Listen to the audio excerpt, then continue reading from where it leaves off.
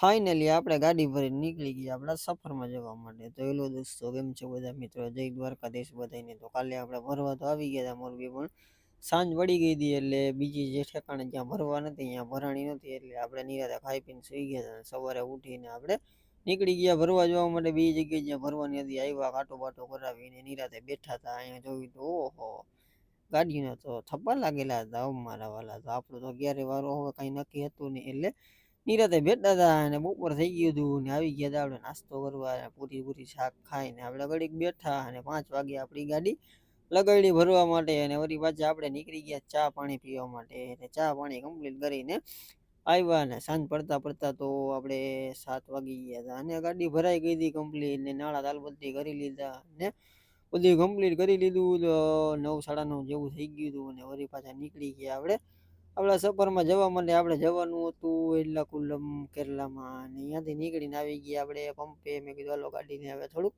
ખવડાવી લઈએ, આખો દી એમને પડી હતી ગાડી. તો ડીઝલની ટાંકી બાકી ફૂલ કરાવીને આવી ગયા ટોલ નાકે આપણે બાઉન્ડ્રી. અને અહીંયાથી નીકળીને પહોંચી ગયા આપણે ચોટીલા ગામમાં. અને ચોટીલા પાસ કરીને આપણે આવી ગયા દ્વારકાધીશમાં. મેં કીધું હાલો પેટ પૂજા કરી લઈએ. તો જમી કરવીને માતાજીને શ્રીફળ વધારી ને અહીંયાથી નીકળી ગયા. 12 વાગી ગયા હતા અને પછી આગળ ગયા અને આવી ગયા હતા આપણે અમરદીપ હોટલે. 1:30 વાગી ગયા હતા, નીંદર આવતી હતી કેમ કે આખો દી હેરાન થયા હતા. એટલે મેં કીધું હવે નિરાતે અહીંયા સુઈ જાય અને સવારે નિરાતે ઉઠીને હાલતા જાજુ. તો મળીએ નેક્સ્ટ વિડીયોમાં. અને મારા આવા વિડીયો જોવા માટે મને લાઈક કરો, ફોલો કરો.